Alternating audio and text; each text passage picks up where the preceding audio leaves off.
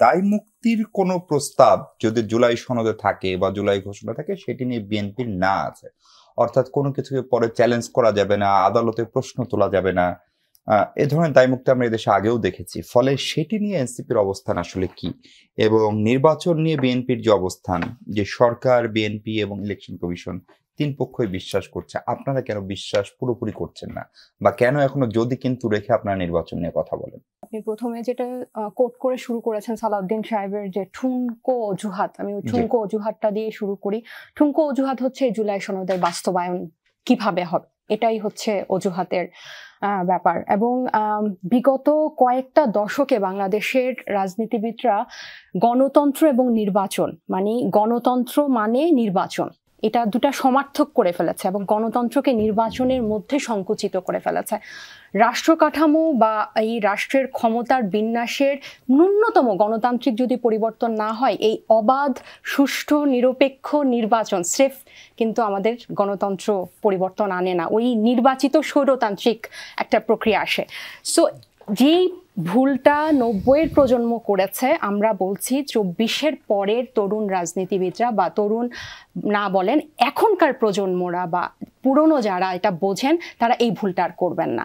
আমাদের এই অজুহাতটা ওনার ভাষায় ঠুনকো হতে পারে, কিন্তু এটা কি পুরো জাতির কাছে ঠুনকো কিনা, পুরো সবার যারা গণ অভ্যুত্থানের পক্ষে ছিল, যারা সংবিধানের বিপক্ষে দাঁড়িয়ে যে গণ অভিপ্রায়, তাদের কাছে এটা ঠুনকো কিনা, আমাদের এনসিপির হচ্ছে এই আবেদন যে এটা আগে আমরা জানি। তারা যদি বলে এটা ঠুনকো, তাহলে জাতীয় সংসদ কি জানার এটার প্রচলিত নিয়মটা হচ্ছে যে একটা গণপরিষদ নির্বাচনের মাধ্যমে একটা খসড়া সংবিধান হবে, যেটা গণভোটের মাধ্যমে অনুমোদন হবে। আমি কিছুদিন আগে 2-3 দিন আগে ফুয়াদ ভাইয়ের একটা বক্তব্য শুনছিলাম, আন্তর্জাতিক মাতৃভাষা ইনস্টিটিউট উনি দিয়েছিলেন, যে আমরা এই যে 106 রেফার করে এটার আন্ডারে আমরা ফেব্রুয়ারিতে নির্বাচন চাইতে পারি কিনা।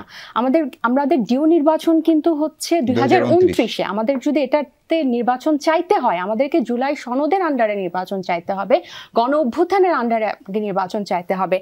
আপনি দেখেন বিএনপি বলেছে যে সংবিধানকে জুলাই সনদের উপরে রাখা যাবে না, এটা একটা আসমানি কিতাব, এটাকে আপনি সনদকে সংবিধানের উপরে রাখা যাবে না, সংবিধান একটা আসমানি কিতাব। আপনি দেখেন তার কি, জুলাই সনদটা তো সংবিধানে কোথাও ছিল না যে 2024-এ গিয়ে জুলাই সনদ হবে। তাহলে এটা তো এখন বাস্তবতায় এটাই বাস্তব, বাংলাদেশের রাজনৈতিক ইতিহাসে বা যাত্রায় এটাই বাস্তব। এতগুলো মানুষ জীবন দিয়েছে এবং এটার প্রেক্ষিতে আমরা এখন এই জুলাই সনদটাই হচ্ছে সবচেয়ে বড় বাস্তবতা বাংলাদেশে। তাহলে আপনি যখন রক্তের উপরে সংবিধানকে রাখবেন, জুলাই সনদ তো রক্ত না হলে তো জুলাই সনদ আসতো না, সংবিধানও নিশ্চয়ই রক্ত না হলে আসতো। তাহলে ওই সংবিধান, এই যে আজকে মির্জা ফখরুল ইসলাম সাহেব বলেছেন যে 72-এর সংবিধানের সাথে আমাদের মুক্তিযুদ্ধ জড়িত না দেখেই আজকে এই 72-এর সংবিধানের অধীনে আমরা 50 এতগুলো অভ্যুত্থান হয়েছে এবং বারবার রক্তপাত হচ্ছে। আপনি একদম এক্স্যাক্টলি বলেছেন। ওই 72-এর সংবিধান সবাইকে বাদ দিয়ে, জনগণ তো বাদ, ওই মুক্তিযোদ্ধাদেরকেও বাদ দিয়ে একটা দল নিয়েছে।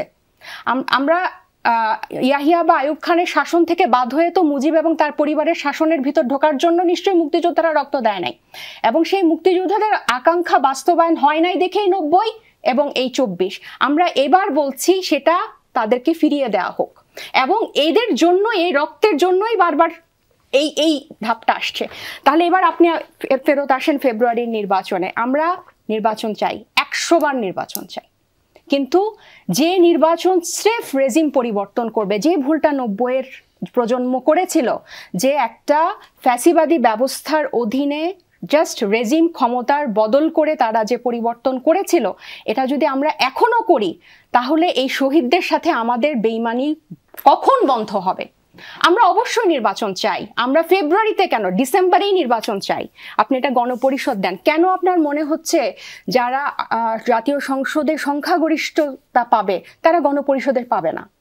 তারাই যদি গণপরিষদে, যদি তারাই মেজরিটি জিতে, তারাই খসড়া সংবিধান করবে এবং তারাই জনগণ থেকে সেটার গণভোটের মাধ্যমে অনুমোদন নিয়ে সেটার আন্ডারে তারা জাতীয় সংসদ নির্বাচন করে। আরেকটা কথা, একটা লাইনে আমি শেষ করি। এই যে দেখেন, আমি যেটা বললাম, মুক্তিযোদ্ধাদেরকে আপনার 72-এর সংবিধানে কিন্তু তাদের আকাঙ্ক্ষা কিন্তু বাস্তবায়ন হয় না। আপনি যখন নাগরিককে বাদ দিবেন, এই কতিপয় রাজনীতিবিদের হাতেই কিন্তু এটা ঘুরছে, এই সংবিধানের এই 2/3 খেলা ঘুরছে। কিন্তু এই প্রজন্ম থেকে প্রজন্ম 2-3টা পরিবারের হাতেই ক্ষমতা মানে হাত বদল হয়, এবং আমাদের ইতিহাস ওইভাবে হাত বদল হয়ে ওই একই জায়গায় এই যে ভাই বক্তব্যে বলছিলেন, গত 66 বছরে আমরা ব্যাক টু স্কোয়ার, মাইকেল জ্যাকসনের মতো মানে হাঁটছে কিন্তু আগাচ্ছি না, আমরা লোকেশন চেঞ্জ হচ্ছে না। এক্স্যাক্টলি। সো আমরা কিন্তু একটা বার আপনাদেরকে বলেন যে আমরা জামানত হারাবো দেখে আমরা নির্বাচনকে ভয় পাই, সেম কথা তো আমরাও বলতে পারি। এই জুলাই সনদ বাস্তবায়ন হয়ে নতুন সংবিধান আসলে নির্বাহী ক্ষমতাকে প্রশ্নবিদ্ধ করা হবে, দুর্নীতিকে প্রশ্নবিদ্ধ করা হবে, শাসনকে প্রশ্নবিদ্ধ করা হবে, আপনারা তাই সেটাকে ভয় পাচ্ছেন। আমরা তো এটাই বলতে পারি।